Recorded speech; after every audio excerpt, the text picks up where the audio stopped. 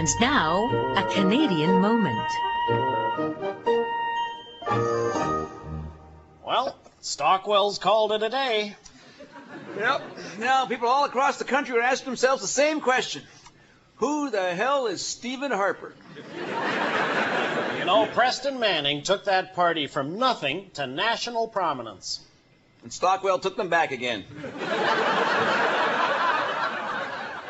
Well, Stockwell's called it a day. We did that already. Now, Vera, what do you make of that crazy election with that weird voting? Robert Mugabe in Zimbabwe. Stephen Harper in the Alliance Party. Trust me, that guy's totally incompetent. Stephen Harper? Mugabe. You can't trust a leader whose name sounds like a cow horking a loogie. Stephen Harper doesn't sound like a cow horking a loogie.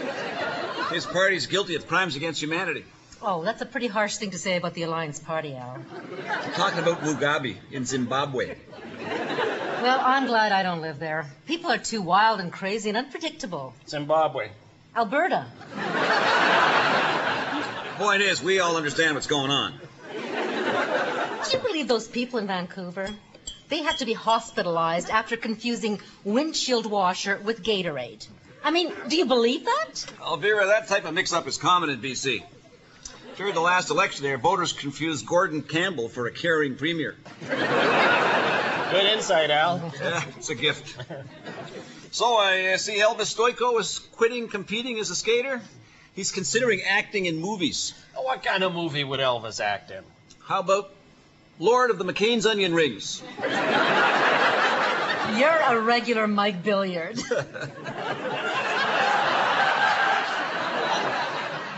Vera, that's Bullard. No, Sam, it's true. So did you hear about the Inuit Women's Association distributing caribou-flavored condoms at the Arctic Games? Well, I'll tell you one thing, Al. You don't want to be wearing those during hunting season. Do you remember those 24 men and women who were arrested last summer for being naked on a Nova Scotia beach? Oh, yeah. They just wanted a place where they could take off their clothes and lie around in the nude, uninhibited. And so what if they were over 50 and out of shape? You know, the flabby white bellies sweating in the sweltering sun. Too much information, Vera. Too much. How about the Canadian couple at the World Skating Championships in Nagano? During their routine, Shailene Bourne's top fell down and exposed her. Oh, yeah, but she did get top marks for presentation. So, how do you think the Leafs are going to do this year, Sam? Well, I think they should make a few more trades for goalies so they can have an even dozen. How about that Barrasso? I thought we were off that nude beach stuff. Oh, and boy, first Walkerton had water problems. Now it's Fort Kent, Alberta. Not to worry, Sam. Ralph Klein said he's getting directly involved himself. Good. Who better to help them with their drinking problem? Got that right. Tell me about it. Oh, yeah. Oh, yeah. Oh, yeah. This has been a Canadian moment. Tell me about it.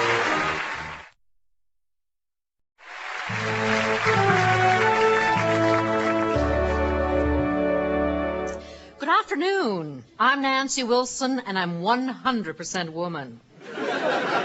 The tension in the Middle East continues to put a major crimp in the tourism industry. Is a settlement possible? Joining me is PLO leader Yasser Arafat from his office in the West Bank. Hello, Nancy. You are looking exceptionally foxy today. Well, thank you. I'm getting more sleep these days.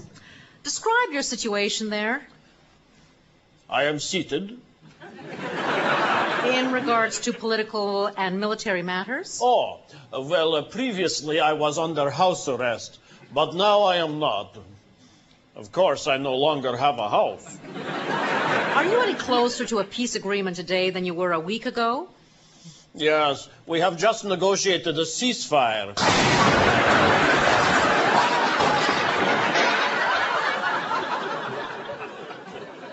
Maybe not. Mr. Arafat, I noticed that your headquarters have sustained substantial damage. The Molly maid has not yet been through here this week. You seem awfully calm considering the volatility of your present situation. That is because I am on the patch. The nicotine patch. No, the Prozac patch. I'm wearing one now under my hat. It is amazing how stress-free your day can be when you see the world being a place that is all pink and fuzzy. Okay. Is there a realistic possibility of peace between Palestine and Israel? Oh, I certainly hope so.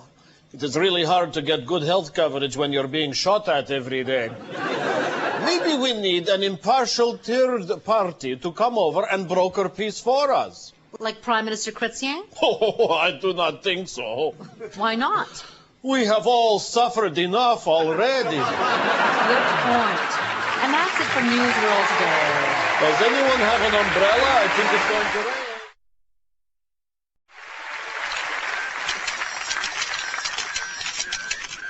Members of the media, fellow Ontarians, when I became Premier in 1995, Ontario was in crisis.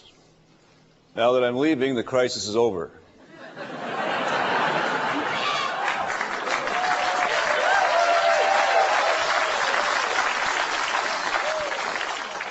I'd try to rephrase that, but frankly, since I'm leaving, I don't care anymore.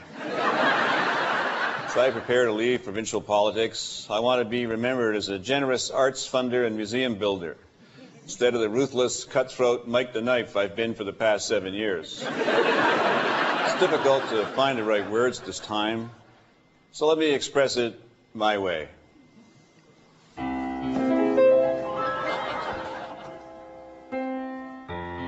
And now, my end is near, and so I have faced my final election. Enemies I did smear like a urinary tract infection.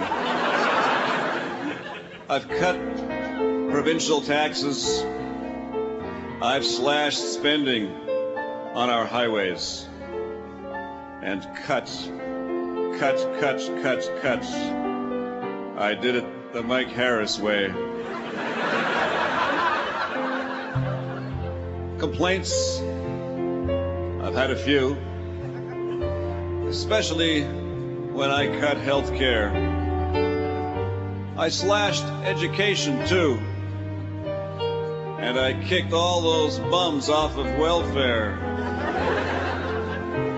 But I prevailed, cut more, sold off provincial assets each day, and cut. I did it the Mike Harris way. He was not great.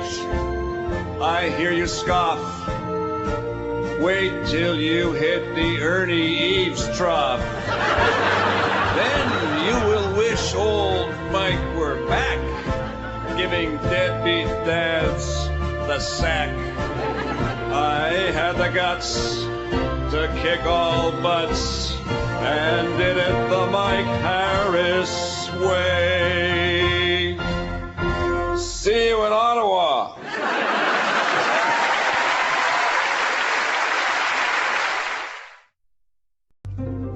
Business Report with Larry Stout. My guest today is Deputy Prime Minister John Manley. Hello, Larry. Good to be here. I'm over here, sir.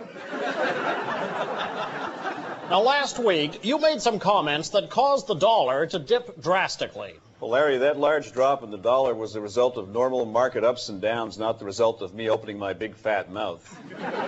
People do not seem able to grasp the true meaning of what I say. I'm over here, sir. I wish you'd stop moving around so much.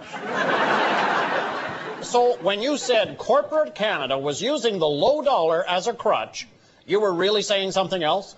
Well, precisely. A crutch is a good thing, like a huge GNP, or an international trade agreement, or creamy nougat. I don't follow. Well, Larry, when I say creamy nougat, what I'm really saying is something sweet, something rich, and above all, something that's chewy. I'm confused. Oh, then it's good that I'm the Deputy Prime Minister and you're just a boring talk show host. Okay, During a news conference, you said, I worry that too many Canadian firms are profiting mightily from a 62-cent dollar who would be hard-pressed to compete at an 80-cent dollar. Well, what I really said is, no way should Paul Martin be the next prime minister.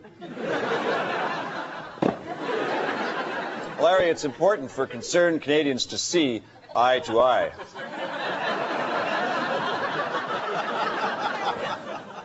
Mr. Manley, before we go, give us your definitive comment on our economy and the dollar. I'd love to, Larry. Larry? Here, sir? Here. Oh, right. When it comes to our financial system, there is indeed less than meets the eye. Lower debt, lower taxes mean solid growth, but I don't know how long water can run uphill. An appreciation of our currency will drive many lazy companies out of business. So, what you're really saying is... I have no idea what I'm doing. And that's definitely Prime Minister material. I'm Larry Stout, and that's all for Business Report. I'm really in over my head, Larry. It's so complicated. He's Canada's most fearless politician. Here's the Member of Parliament for Kicking Horse Pass, Dave Broadfoot.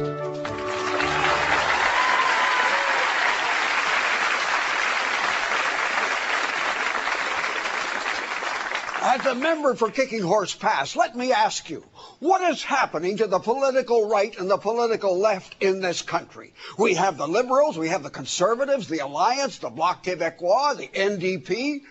It's obvious what Canada needs is another party. A new party with an old leader. The party that will treat members of other parties with respect, no matter how insane their ideas may be. No way will we be making fun of them. Not even the losers. Stockwell Day. I too believe dinosaurs have roamed among us. Wearing wetsuits.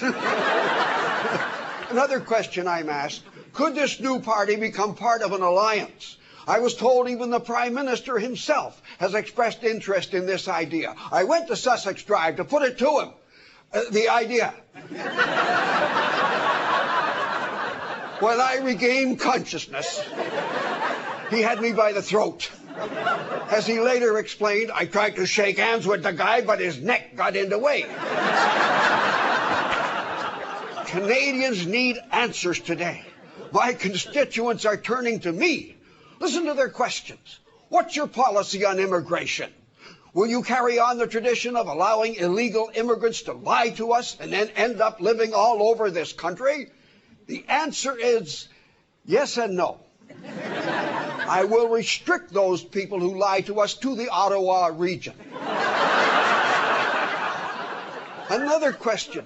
Do I support the grassroots? Yes, I support the grassroots as long as it's used for medicinal purposes or to get high with. A voter has asked about my defense policy. Will I be able to keep our armed forces consistently underfunded, understaffed, and underuniformed and ready for battle? My answer is yes. Look what our underfunded troops have accomplished in the dangerous mountains of Afghanistan. An Al-Qaeda terrorist came running out of his cave and shouted, Allah Akbar, and woke up in hospital to find a Canadian had shot off part of his Akbar. I'll see to it that these same Canadian soldiers will be commissioned to wipe out the Hells Angels in an equally dangerous area, downtown Montreal. Here's yet another question. Why does the United Nations continue to rank Canada above the USA? What is it about Canadians that makes us better than Americans? What makes us so much better than almost anybody is our extreme modesty. When Saddam Hussein's evil second-in-command was able to con his way into living in Canada, did we brag about it? When so many war criminals have chosen Canada as their home, do we brag about it? Only by not answering those kinds of questions could Canada have ever become the kind of country it almost did. And here's a final question. Do I have a policy on dads who become insane when their children are playing hockey? Yes. Under our program in this party, violent hockey dads will be retrained to ride on airplanes, single out unruly passengers, and beat the crap out of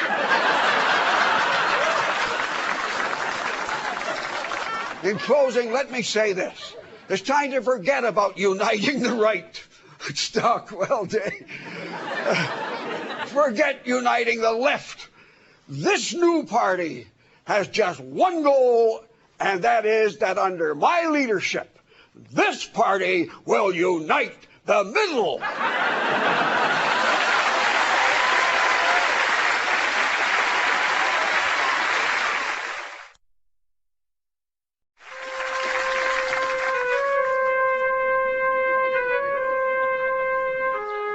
Buonasera, my friends.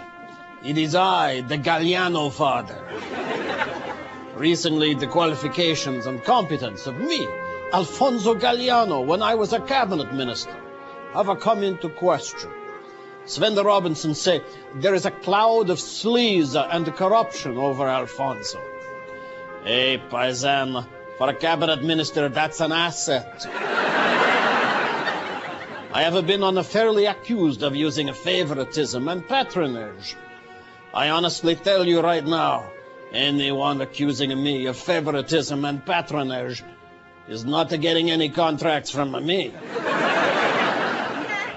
Apparently, when I was a minister, a liberal-friendly marketing firm built a public works twice for the same report. They charged $5.50 large each time. I say that $1.1 million was a bargain for 2 reports. The civil service usually does everything in triplicate. So let's get serious. Do I look like a guy you cannot trust? Okay, don't answer that. Is Alfonso Galliano guilty of wrongdoing? As they say in Italian, sono innocente, non fatto niente di male. Porca miseria, sono un angelo. And I stand by that. I guess it's too late to run for leader of the Alliance Party.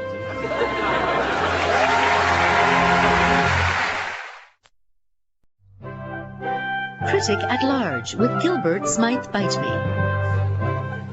I'm as brilliant as always.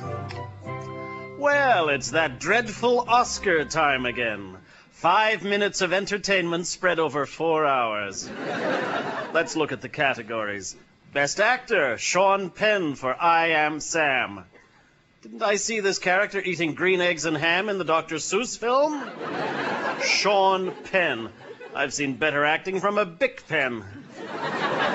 Also nominated, Will Smith. He plays boxer Muhammad Ali. Sorry, Will, any actor playing a character named Mohammed isn't getting any awards in the U.S. this year.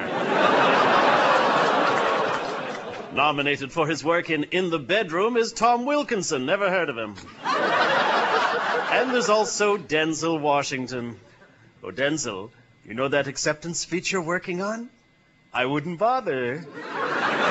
Rounding out the nominees is Russell Crowe. This year, in A Beautiful Mind, he plays a troubled man who makes an astonishing discovery. He can't act. Quick, throw another Russell on the Barbie. He's toast.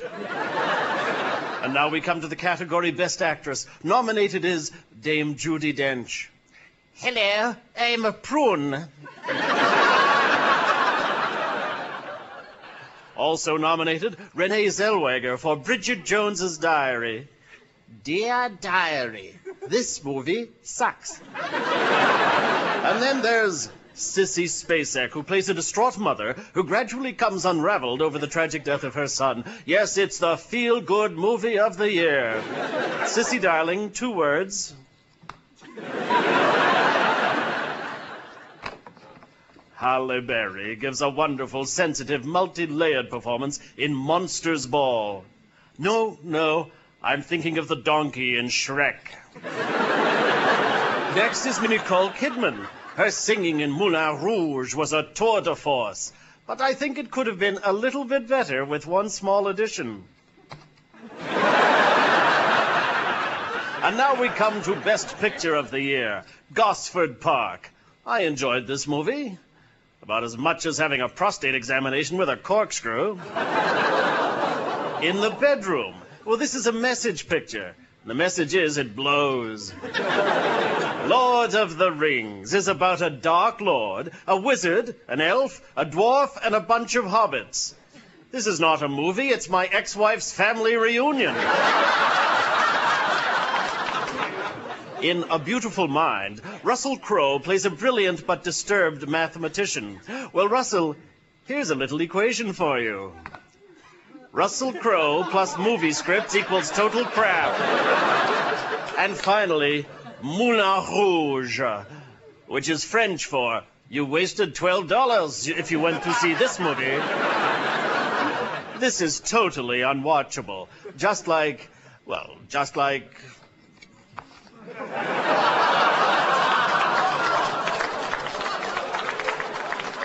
Precisely. But you already knew that, didn't you? By the way, the Women's Television Network is changing its name to the much more catchy W. W as in women, or what the hell were they thinking? Well, you know what they say, a rose by any other name is still a half-baked network run by a bunch of water-retaining, willy-challenged, premenstrual, male wannabe Rosie O'Donnell lovers. So that's how I see this year's Oscars. No awards. I'm smarter than you. I'm Gilbert Smythe. Bite me.